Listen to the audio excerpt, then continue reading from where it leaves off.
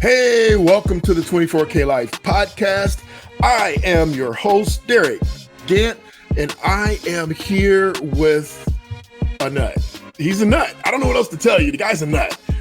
He really isn't a nut. He's brilliant. But man, if we could get Goggins, we'd get Goggins after we talk to this guy, because they are right on that path of sane insanity as far as I'm concerned. But we're going to find out together what this cat, Bryan Gillette, like the razor, is made up of. So we're going to find out directly from him how you can correlate what you're doing physically, what you're doing mentally, to what your results are in your relationships, in your business, in your life, so that you can elevate and live your best life. Listen, on the 24K Life Code, we are helping people crack the code to their success.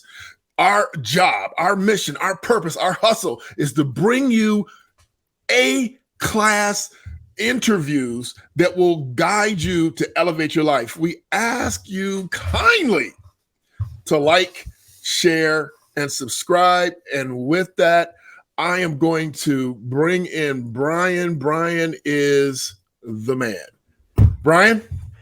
Derick, it is a pleasure to be on your show. I love that introduction. Hey, if I'm going to be compared to David Goggins, that's a pretty high compliment. So thank you much. Great to see you. That right there proves that you're a nut. You are happy about the comparison. That just says everything that we need to know about you, bro. Well, I loved how you talked about that line between sanity and insanity. There is a line, and I think everybody's line's at a different location, and it's figuring out where your line is. Hey, man, we call it cracking your code, right? So what is your recipe for success? And you're exactly right, man. So I can't wait to get into that. And I want to make sure we bring that line that you just said back up. So what's the fine line to your sanity, insanity for your success? So let me do, I did my normal intro. And when I say normal, I mean, I put it out there. Those are my real gut feelings about my guest. But let me give the sanitized version of who you are to the people, so that they understand who they're really listening to. So Bryan has over 25 years of human resource experience as an executive. He is an ultra distance athlete and the president and founder of the Summit Group. He is also the author, and you saw it right in the intro. And for those of you that are just listening, he has a book called Epic Performance. We're going to get into what's in the book.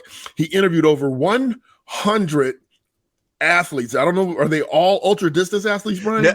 So about 75% of them were like C-level executives, and about 25% of them were ultra distance athletes. And we can talk about, because I thought there's some similarities between those two groups. Well, hey, the point of the book. So we want to find out what those similarities are.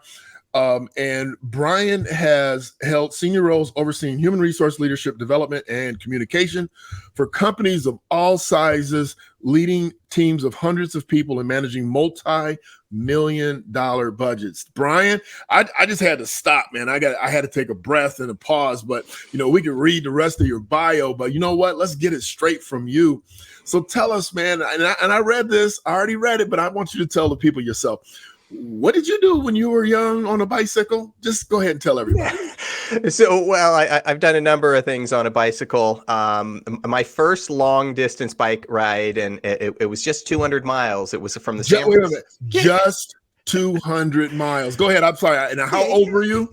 So I was in my early teens. I was probably 15 or 14, 15. I forget the exact year we did it.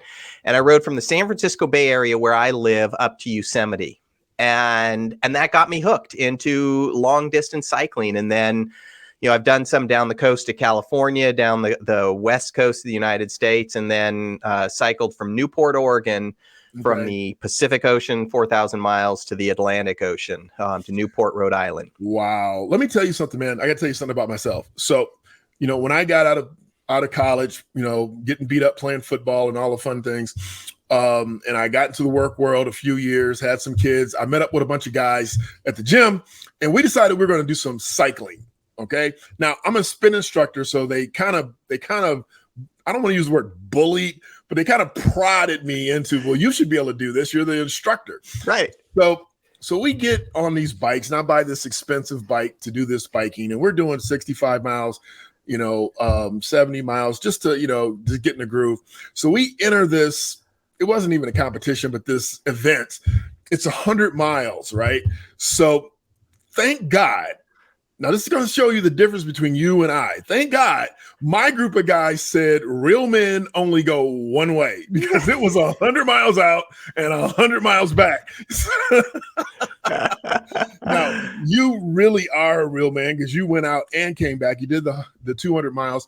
I can clearly, from a Midwest perspective, riding up in Michigan and the Ohio Valley and different places, understand the beauty and the solace and the purity that you get from riding a bike in nature with that kind of view. I can only imagine that view on your first ride, and that's why you were hooked.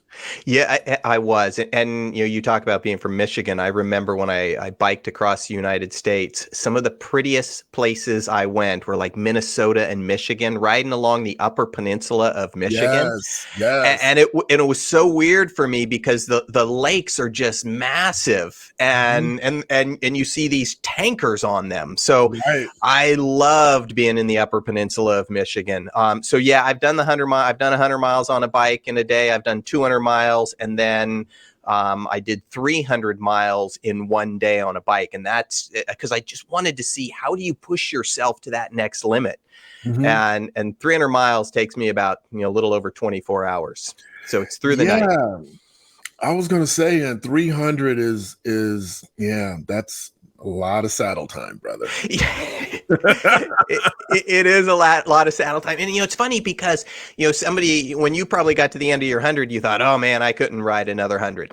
And I was talking to somebody the other day who'd done a half marathon, and he had ideas of doing a marathon. He goes, when I got to the end of that half marathon, there's no way I could run another 13.1 miles. Right. And the conversation I was having with him is, in your mind, you had prepared for 13.1 miles. So you weren't prepared for 13.2 miles. Right. So of course you're going to stop. But if you mentally prepare for 26.2 miles, it's a different game. I mean, I remember when I ran my first marathon and I got to the end and I just kind of collapsed on the ground. If you asked me, it's like, hey, could you run do another marathon? It's like, I would have said, no, you're nuts. Right. And then I've gone on, I've done 50-mile runs, I've done a 100-mile run, and I did a 200-mile run. So it's in the head is what you prepare for, and then you can get to that point. So let's talk about that. There is a number, and I'm expecting you to know it. And if you don't, I'm not going to hold you accountable because I don't know it. But there's a number, that the statistic that says when we believe that we are at our pinnacle of output, we are only, is it 40% there? I can't remember what the statistic was. Do you know it?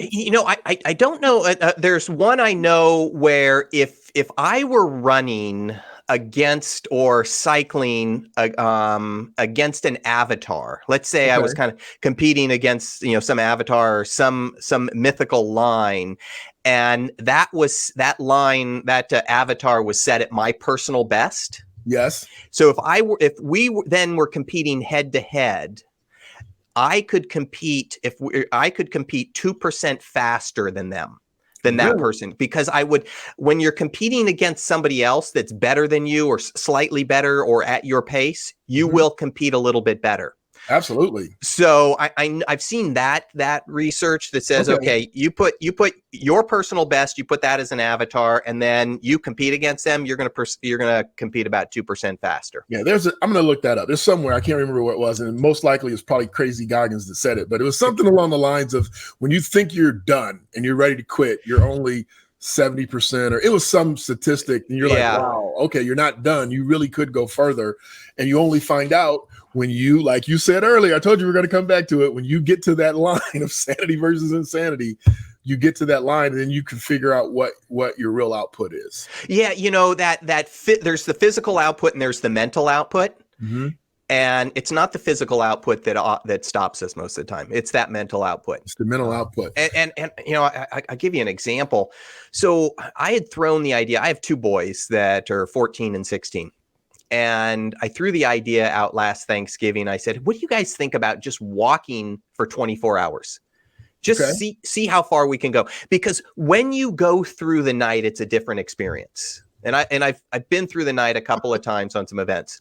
You know, if you do it during the day, it's one experience. But when you go through the night, it is, and especially, you know, to do it with somebody else, it's a unique experience. So I threw it out, and both the kids and my wife said, yeah, we'll do it. Wait a moment, time out, because I was expecting the wife to say, "Yep, okay, I'll pick you guys up." No. My wife is phenomenal at when I come up with a bad idea. She's on board. Wow, you picked the right woman, or you got blessed. You got blessed with the right woman, bro. Because 90% of them are like, "Are you not taking my kids out in the middle of the night to walk?" You know, I do have a good wife, and most of the time she'll say yes when I come up with these crazy ideas. And it was, we're gonna leave our house at 7 a.m. Okay. And then we're gonna walk around our city for the goal was 24 hours. Okay. And both the kids like, yeah, and then my wife was on board, and so we also agreed that if one of us wants to stop, we all stop. Right. That's so fair. We do this as a family. We start as a family. We will end as a family. And my son, somewhere around 24 miles in, it was right after dinner time. So we were probably, I don't know, 14, 15 hours in. His feet started to hurt. Okay. And so there's that point as a parent where you have to ask the question, okay, is this healthy? Right. And I thought, you know, we should stop. And I talked to my wife. I said, what do you think? Maybe we should stop. Let's see if we can get to 26.2, because this would be the kid's first full marathon in essence. Right. There you go. And so I go up and I talked to my youngest son, who's 14. And I said, you know, we're thinking, what do you think you can get another 2 miles and get to 26.2? And he goes, yeah, I can do it. He goes, I don't want to stop. And so we gave him some Advil that helped with his feet. His feet pain eventually went away. But my wife in her head had gotten the idea that we are going to stop in a few hours. Done. She was like, thank you, Jesus. We're done. She was. It's like, yeah, we can stop this insanity. My son was, no, we're not stopping. We're not stopping because of me. Right. And so we lasted a couple hours, and finally about 1 a.m, my wife said, you know, I think we need to stop. And I said, why don't we just kind of, you know, go sit over in this park for a little while and just explore? And finally she said, yeah, we do. The next morning, so we made it 17 hours, I think it was, okay. 32 miles. And the next morning, my wife comes down and she kind of pulls me and the kids in the room. She goes, you know, I'm sorry. She goes, we shouldn't have stopped.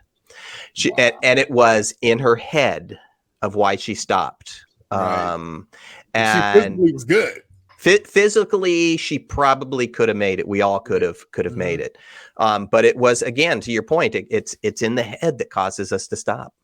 Wow. Well, that was your point, bro, because you're the nut. But no, man, what a crew. And so now you're giving, you know, you started your story with, hey, at 15, I did 200 miles. Now your kids at 14 and 16 are like, you know, hey, we walked for 17, 18 hours. And I'm sure they're going to want to do it again so they can do the 24, and everybody's going to be in, because they, you know, what I try to tell people is that, you know, when you are doing something brand new, you know, you get bucked by the fear of the unknown. It's the unknown. But once you do it, now that they've gone 17, 18 hours, they're going to go, okay, well, you know, what's another 6 hours? We're good. Let's go. Right. Yeah. And my youngest son, he's told he wants to do it because he wants to accomplish it. And he was the one years ago that, you know, if I threw out something, it's like, no, I don't want to do that. No, I don't want to do it.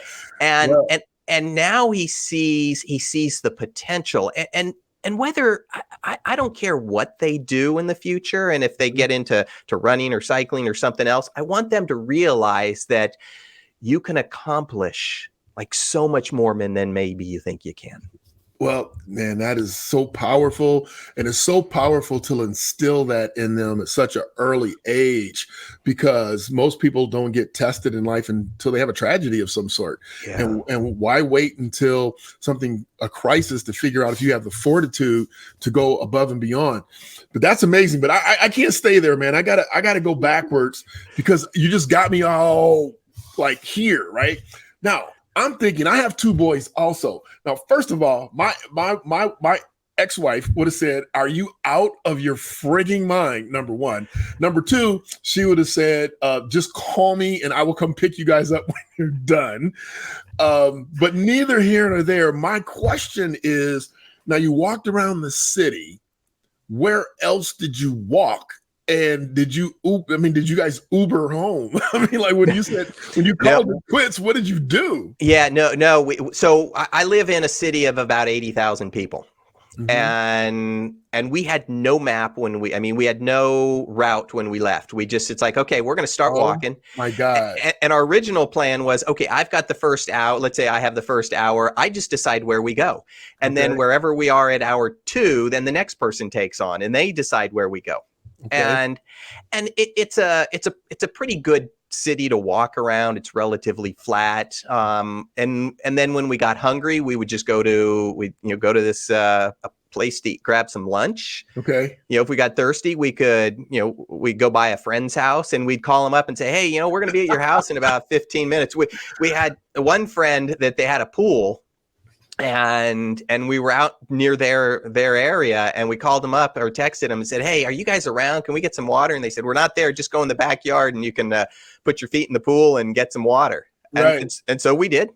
And then we stayed there about 15 minutes and off we took. Went. Wow. Okay. Like, now seriously, listen to this, man. Hopefully you laugh. I'm not a racist, but that sounds like some white people stuff, man. I mean, we know Goggins is crazy, but man, I can't imagine a bunch of black people walking around at night and feeling like they're not going to get stopped, arrested 18 times. I mean, that is crazy. And maybe we're starting to realize who the smarter population is, Derick. So there you go. There it is. We could get into that. There is some racism going on, but where it's probably easier for me to walk around. But what a story. Where we made the mistake, though, Derick, this is the interesting thing, and where I would do it differently is we were, so we did not Uber when we decided to quit. We just walked home because, we were, a mile away. Okay. And that made it too easy to quit. Yep. So, and I knew that was a risk, but the kids, because I had the idea of let's go outside town like 30 miles and walk back. There you go. That's what I thought you would have done. Like, you don't have any choice because every step you're getting closer to home. Yeah. And that's what I originally wanted to do. The kids weren't totally on board with that. And so it's one of these things. It's like, they wanted to do it this way. I'm going to do it this way. All right. Well, the next time go your way. Now, of course, you're gonna have to pack water and some snacks and things like that, because if you walk 30 miles out, I don't know how much. We're close enough where there's a good trail, a good walking trail and biking trail that is like 30 miles from our house. You're perfect. The end of it is 30 miles away. The beginning of it is like a mile away. So perfect. And there's stores all along. Perfect. So it's ideal and it's flat. And so I think that's what we're looking to do next Thanksgiving. All right. Well, listen, I really want to get in your story, but I got to ask you one more question, man. Can you quasi describe like the difference of doing it at night? Like, you got me all interested in this night thing. You're like, something about the night sets you off that really sparked something in you, because I can just tell from the way you commented about it. Yeah. Well, I mean, if for anybody that's gone to college and have done an all-nighter, you think about the conversations you're having with your friends at 2 a.m. are different than the conversations you're having at 2 p.m. Facts. So I figured it's like, okay, and it just, you think about things a little differently at 2 a.m. and it is so peaceful. Now, when you're walking at 2 p.m, you can see everything. when it's 2 a.m, you're looking through a tunnel Right. because you got your headlamp on. And it's also a little bit freaky because every noise. I remember when I trained, there was a 200-mile run around Lake Tahoe I did a couple of years ago. And so I'd have to train at like 4 a.m. or 11 o'clock at night just to understand what it's like to run at night. And I had a headlamp on. And so I'd be running along, out in kind of the foothills, and I would see two eyeballs looking at me. And you don't know if it's a cat, if it's a deer, if it's a lion. Yeah. So I'll tell you my last quick story like that. I was training for the 100-mile bike deal. So I went out, and the bike trail didn't open up until till dawn, like it's supposed to. Right. But I'm out there and it's pitch black, and I'm on the trail, and I hear this snorting, bro. Right? Wasn't growling like a dog. It was like this huffing, snorting sound. And I turned around, went home so fast. Yeah, I was like, nope, not tough enough for that. I mean, because you're right, you had no idea what it was.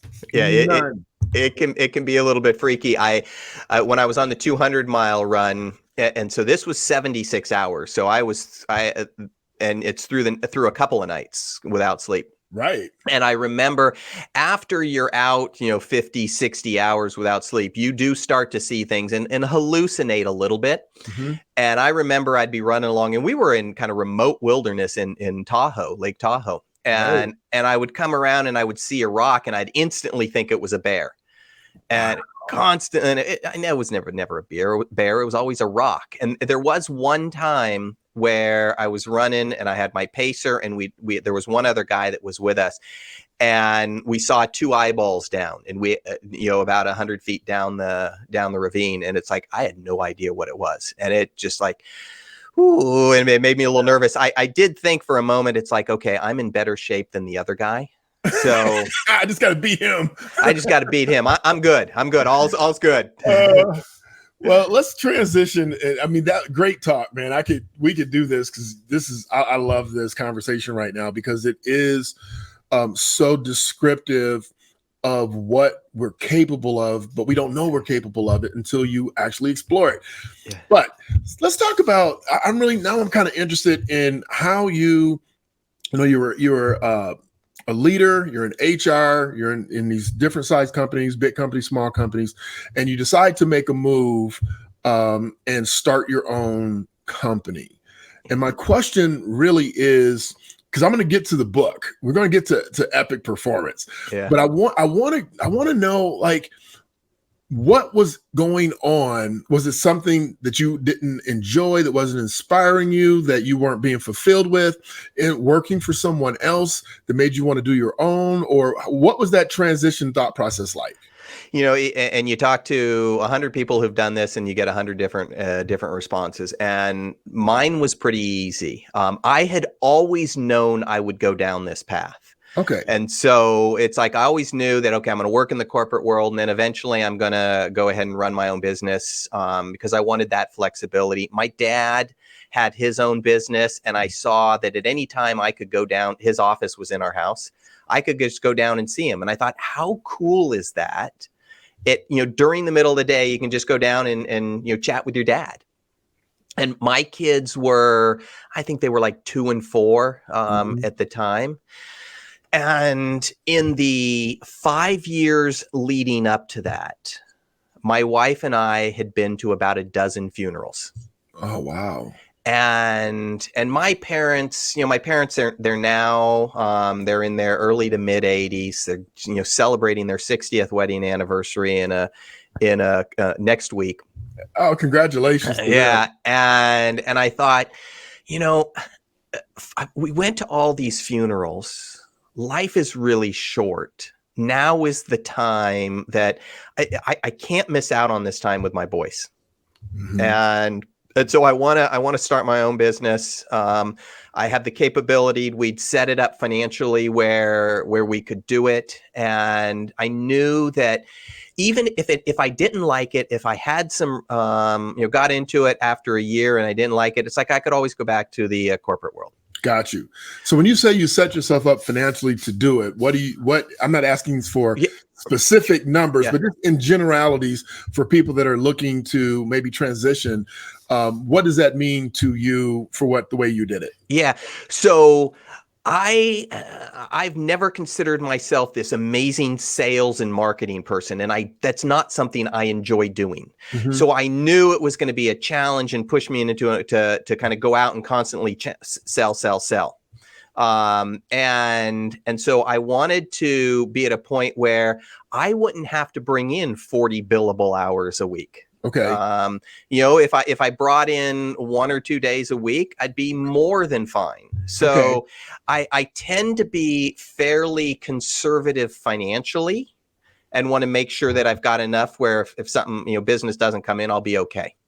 So are you saying that you took a look at what you needed to live on, and you took a look at what your billable hours were going to be, and then you stacked enough cash to make sure that you could facilitate the transition to absorb any situation or situations that resulted in you not being able to bill 40 hours. I'm assuming that's what you're saying. That's exactly. I mean, you said it better than I did. And the other thing, I'm a financial consultant, so I have to lay it out for people. And you know what? My first job, and being the financial consultant that you are, my first job out of college, I worked for Franklin Resources, or the Franklin Templeton Group of Funds. Franklin Templeton Group, absolutely. Yeah.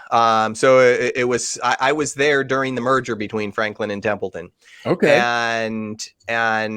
So I got really good investment knowledge. Excellent. And so at 22, I'd made this kind of, early 20s, I'd made this kind of goal. It's like, I want the ability to retire, just the ability to retire by age 50.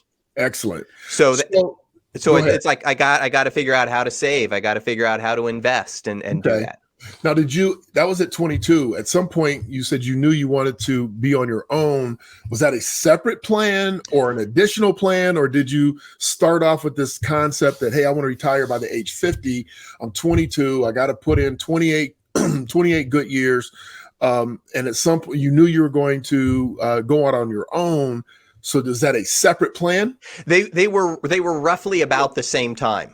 Okay. And I knew 50. So my dad retired when he was 50, and I had a much greater earning potential than I am. So 50 was not a stretch. Right.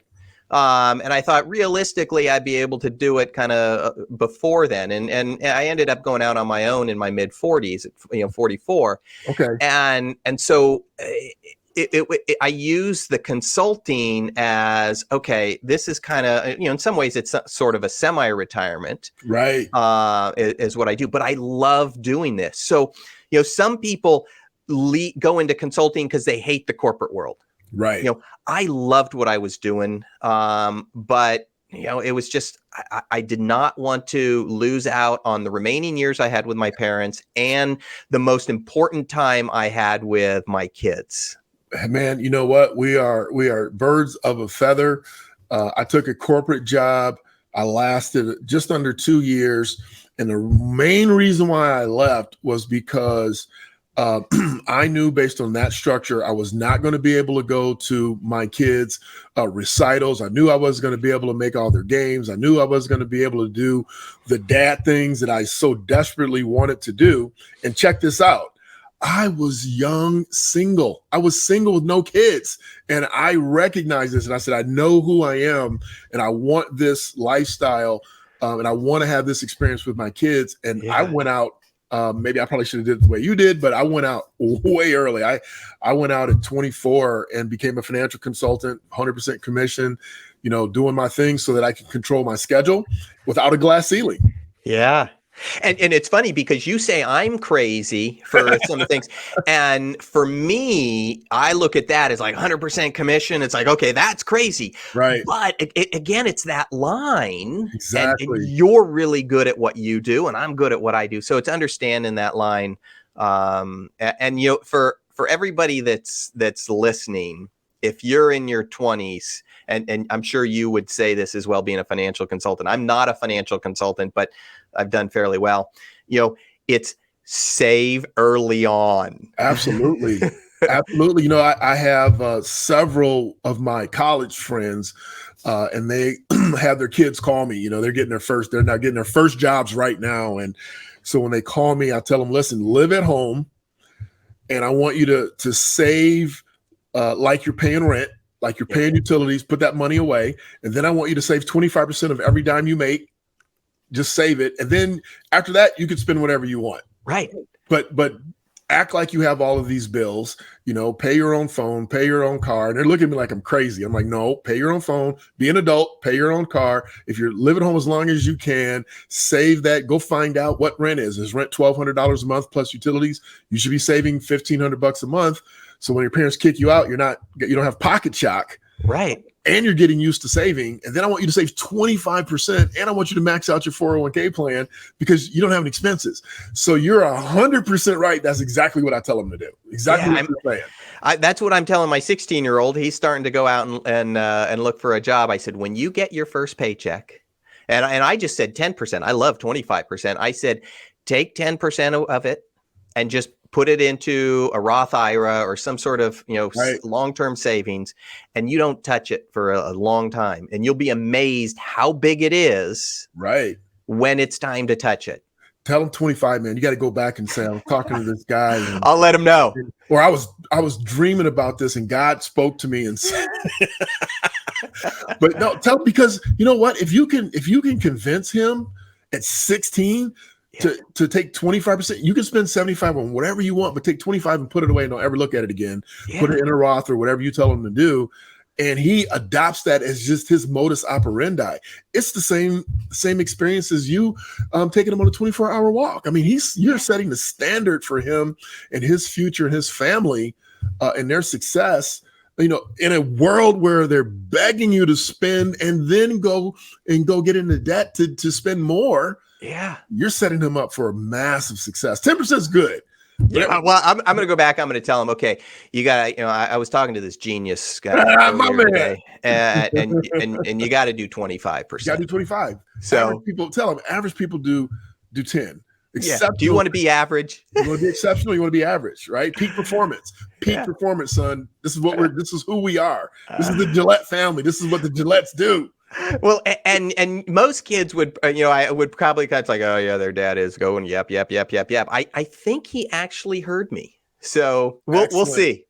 Excellent. No, take his hiring parts to the bank and set up a couple of accounts. This is one you can spend. This is the one that 25% goes into. And then if you set them up a Roth or whatever, have it come out of the 25% account, automatically, at a lower rate. And when he stops working, tell him he can pause it, and man, he's going to be awesome. That's what I hope. All right. Well, he will. He's got great leadership, and mom's going along for the ride. And so you got a great tag team on the kids. So tell me this. So you told me about your transition. And for those of you that are listening, if you're really not listening, let's say you're driving and you're not really paying attention. What he said was, I had an amazing role model and I was paying attention. He said, my dad worked from home and I could go see him, touch him, tap into his energy, ask him questions. I wanted to do the same. So we started planning for that. So he started to tap into, he said, my dad was saving. He retired at 50. I set my goals based on the success and the love I saw in my family's house. If I can have a home and a family like that, I'm just recapping for you midway. You're doing a great job, Derick. So you guys can understand what this dude is dropping in your hearts and in your minds. So now that I've done that quick recap, just to make sure people are paying attention, because this is great information. Tell us about these 100 executives or 100 people, 70-20, 70-30, whatever, executives to ultra, what do you call them? Ultra distance athletes. Ultra distance athletes, yes. So tell us about how that idea even came into fruition. So the book came. So my wife and I, right before we got married, we spent 7 months and traveled around the world.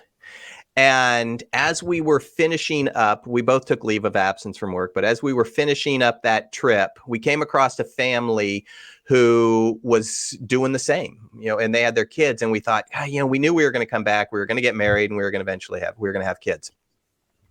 And we thought, wouldn't it be cool to do this with our kids? And so we set a plan that, when our kids were kind of in that 3rd, 5th grade time frame, we would take a year off and we'd travel around the world. And right before we were getting ready to leave, friends of ours held a going away party. And a couple of friends came up and said, we could never do what you're doing. And I'd heard that before with other things, whether it's the ultra distance events, and it just kind of crushed. It's like, why? You could, but there's something else that's holding you back.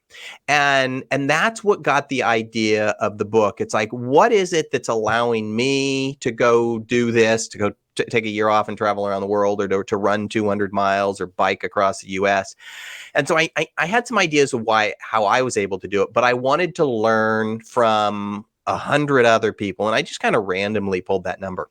Okay. And I wanted to learn from kind of most of the people, since I tend to focus more on the business side. I wanted to talk to, executives, people that had reached kind of the high point of their career, CEOs, CIOs, CHROs, CFOs. And so I reached out to a bunch that I knew, and then I started asking them, kind of, what is it that got you to where you were? I also wanted to talk to other ultra distance athletes, and there's some cases where both, people were an executive and an ultra distance athlete, which doesn't surprise me. And I wanted to see if there's some similarities between the characteristics and the behaviors they both carry, and there were. I mean, there's that. Both. The 100 people I talked to, tremendously focused on where they were going. Mm-hmm. Deliberate on what they wanted to accomplish. So, if they were given a choice of 10 things, they didn't do all 10. They did the 2 or 3 that were the most important, that got them to where they wanted to go. Okay. And they could look into the future. So I wanted to be able to understand, learn from those people, take some of what I've done, and then, put it into some sort of narrative. Man. Okay, so let me back up for a second, because if you haven't figured it out, I'm asking questions that my audience will want to know, but I really want to know. So we hope they want to know too. So let's go backwards. Why did the friend, and I'm assuming they were peers, so they weren't some young couple compared to you being an older married couple. Why did they think they couldn't go? I mean, was it financial? Was it risk? Was it the unknown? Did they say why? Just out of curiosity. Yes. I mean, all of those. It is expensive. There's no doubt about it. But we didn't start saving the week before. We started saving 12 years earlier to make sure we put this money away. Okay. It is also a perception that you can't do it, because we put all I've got a job, I've got a house, I've got kids. The kids won't want to go because the kids don't like to eat different types of food. Right.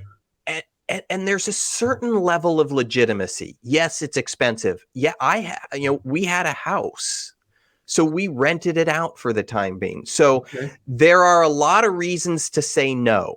Mm-hmm. But there was just like 1 or 2 of why we had to say yes. It is fearful to.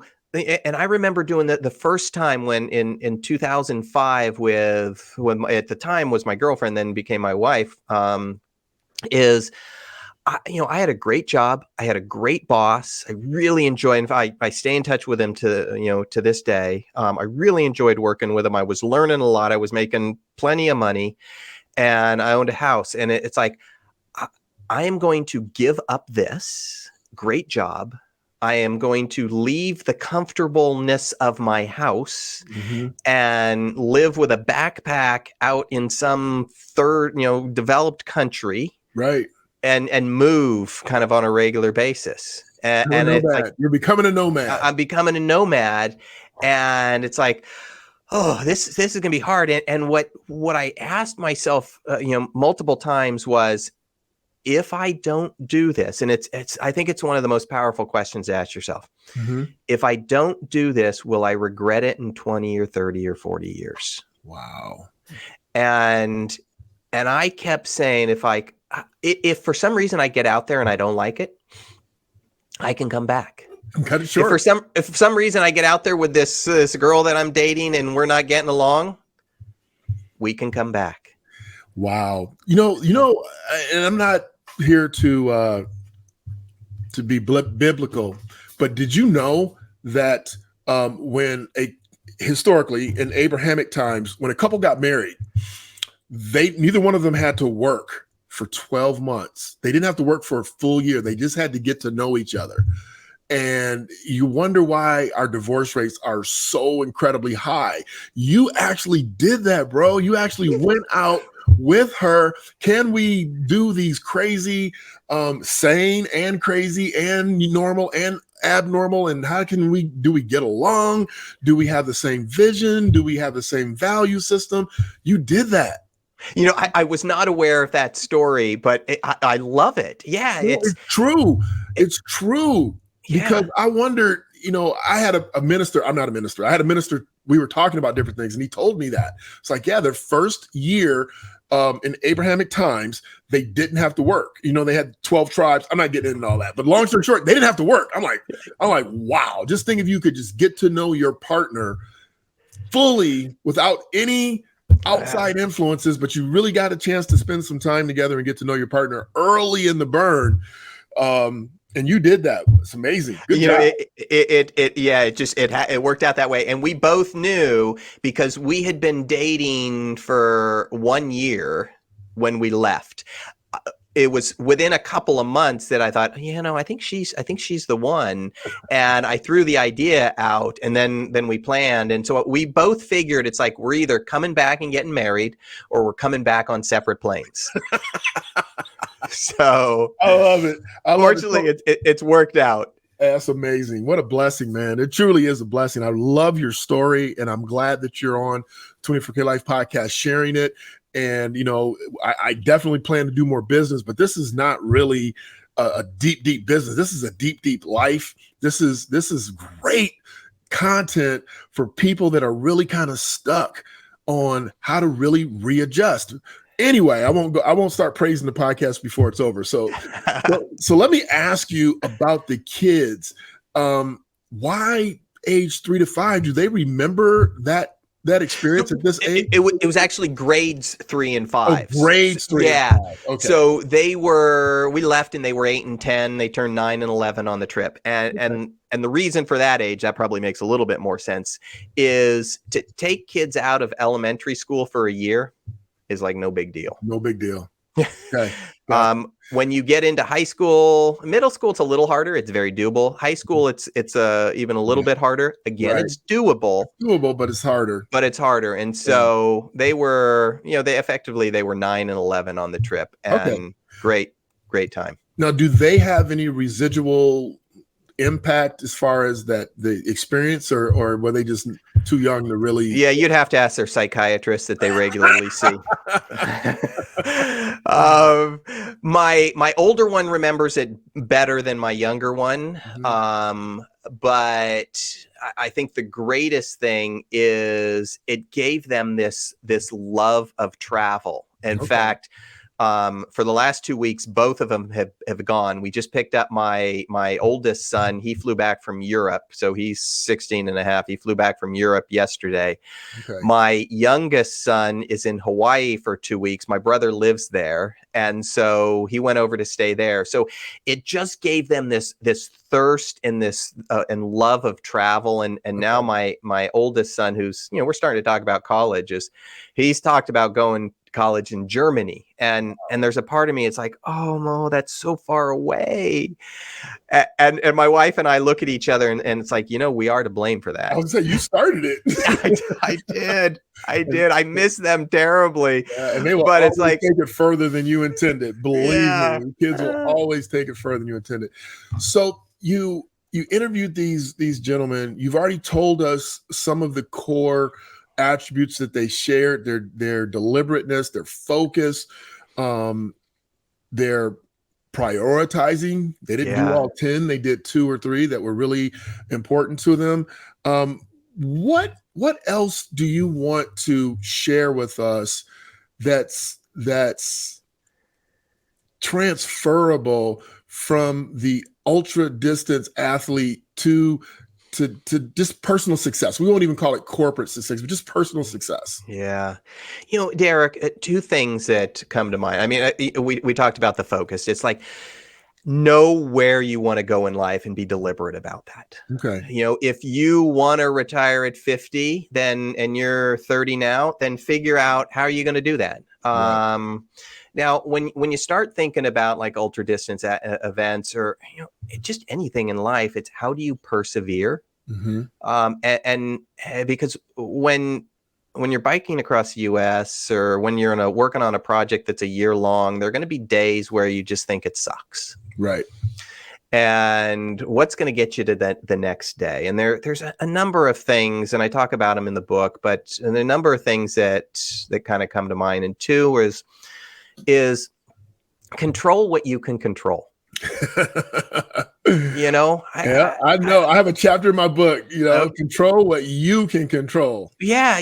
I would go out and I would run, in order to train, I had to do kind of, a lot of running, and I was exercising 30 hours a day. And when it rains, you still got to do it. And you can't control the rain. Right. So you have to figure out how to work around it. And it's like, okay, what can you control in that situation? And I'll remember, going into COVID, if we all go back to March of 2020, it was a terrible time. Yes. And I love watching the news. And every night I watched the news, and every night I was watching the news. And for like 3 months, the story was the same. On a 30-minute newscast, 29 minutes of it was about how many people died, everything that's going wrong. And it's like all that. And I found after, a month or so, my stress level and my anxiety was going up. Mm-hmm. And I thought, God, this news, it's so bad. And I can't control what they put on TV. Right. But I realized what I could control is whether I watch TV. 100%. And so instead of watching the news every night, because it didn't change from Monday to Tuesday to Wednesday, maybe from Monday to Friday, there was a slight change. I would just watch it like once a week. There you go. Just give me the highlights. And because it's not going to change tomorrow. And I found I can control the remote. Right. And I can turn it on or off. So it's control what you can control. And then the other thing is to kind of put things in perspective. As part of training for the Tahoe 200, which is that, 200 mile, 4-day run.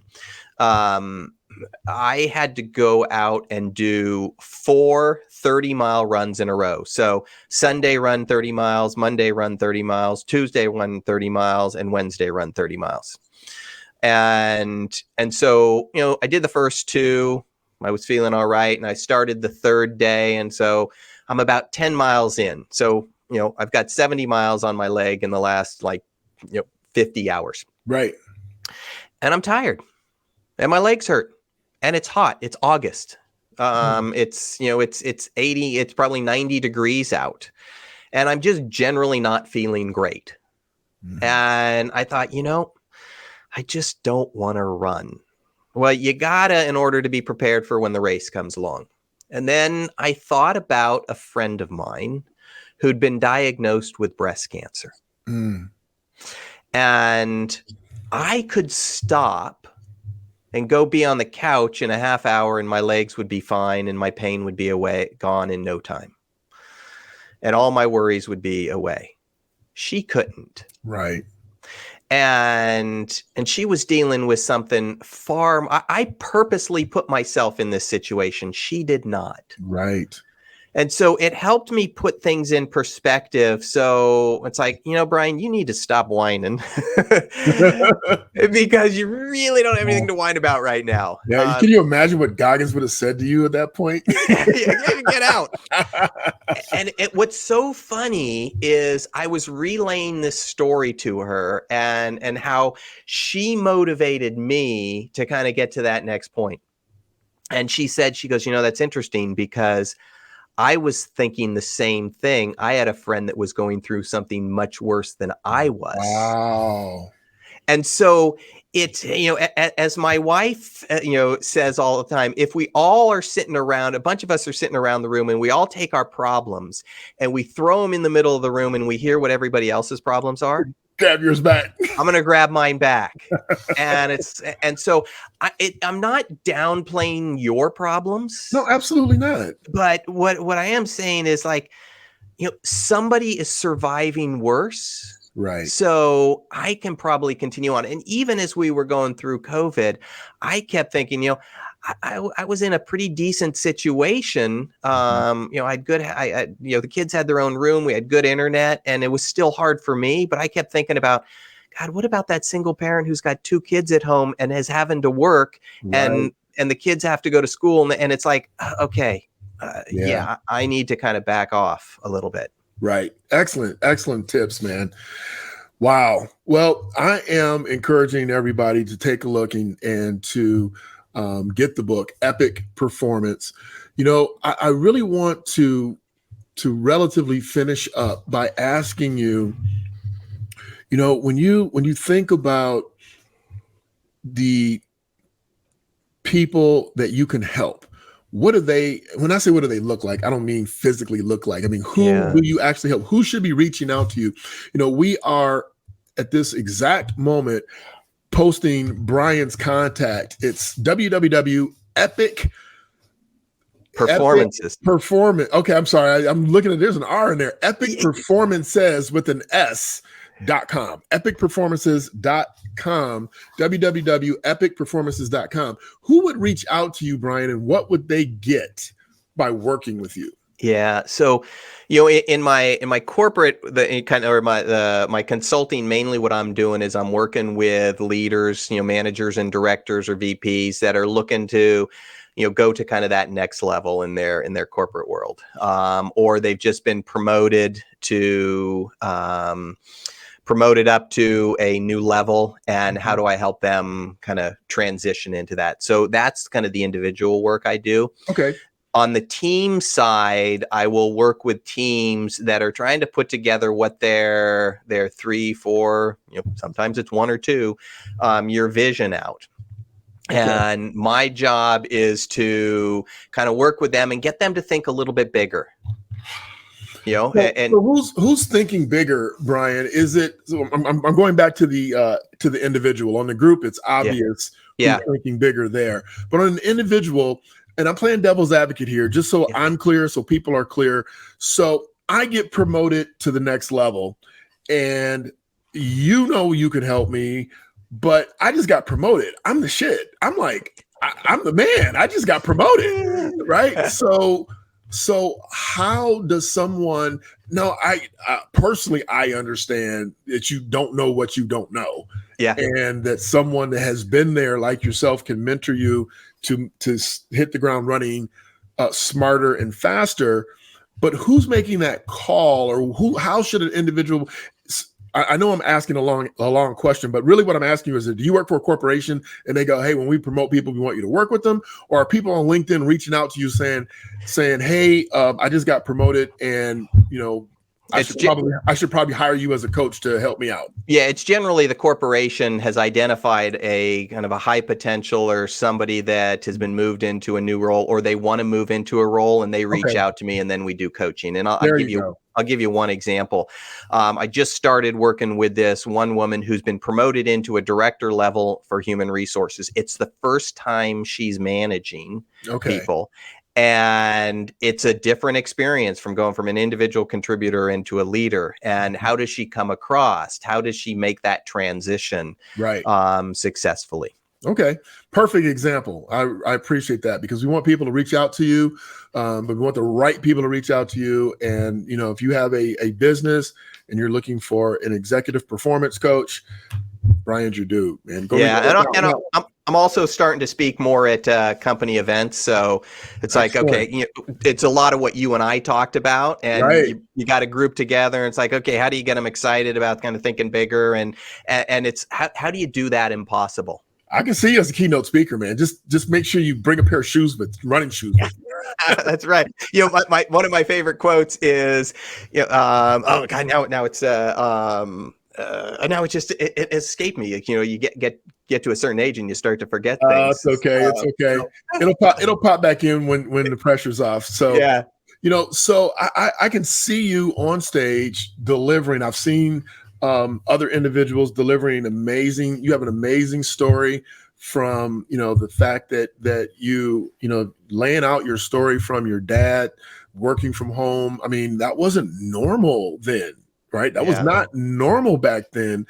And you said your dad was in his early 80s, and it wasn't normal for men to work at home. So you were blessed to do that and to share that story and to share the interviews, because we all want to know, how to crack our own code to success. We want to know, number one, that it's possible. And you have shown us it's possible to win, to be stable, to be greater than being stable, take a couple years off work at different times to go on these world tours, to raise an amazing family, to have you got blessed on the wife part. We're not giving you no credit on the wife part. What's her name? Audrey. I lucked into that. Audrey, you lucked into that, man. We're not giving you no credit for Audrey, man. So other than that, man, I appreciate your time. Did you remember your quote yet? I gave you I was giving you some window to think of it. You're a good man, Derick. So there's nothing more rewarding than completing something you were too crazy to start in the first place. My man, I love that. Yeah. I love that. Nothing more rewarding than to complete something that was crazy to start with. Yeah. Pretty close, right? That you got it. All right, man. Well, listen, I thank you for your time and your energy. Again, www.epicperformances.com. Check Bryan out. Bring him in as a keynote speaker to your group. I can tell you, I could listen to him again. I would love to hear his mapped out talk, his story. And I am certain with his professional experience that he can help your team rise to the next level. With that, I want to thank you, Bryan. You were amazing. Love your energy. Good luck to the kids. Tell Audrey. Is it Audrey? Audrey, yes. Audrey that she's the lucky woman too. Derick, it has been a pleasure being on your show, and you're great at what you do. Thank you, sir. Thank you. Be well. All right. Take care. All right. You heard it. Listen, if you weren't listening, you need to stop, go back, rewind, replay, listen again, pull your pen and paper out and ask yourself, am I focused? Am I being deliberate? Am I prioritizing those 2 or 3 things that are key, essential to me, that to get me where I say I really want to go? I mean, he laid out, that's just the really short parts. Listen about getting a mentor. He didn't have to go find one because he had one, but you might have to go find one that you can role model after, because no one is self-made. He has an amazing partner. For you young people that are looking to get an amazing partner, you might want to think about how you can spend quality time in difficult circumstances over an extended period of time to see if they're the one. I'm not even going to go through the whole podcast again. I'm just telling you, bro was dropping dime after dime after dime. And if you're too wealthy to pick up those dimes and put them in your pocket for future references and investments, that's your problem. I can't help you. Listen, this has been an amazing podcast. This has been an amazing talk. We had an amazing guest, Bryan Gillette, and I hope that you like, share, and subscribe. Mostly share it with other people that seem to be struggling and they just don't know why the struggle is so real.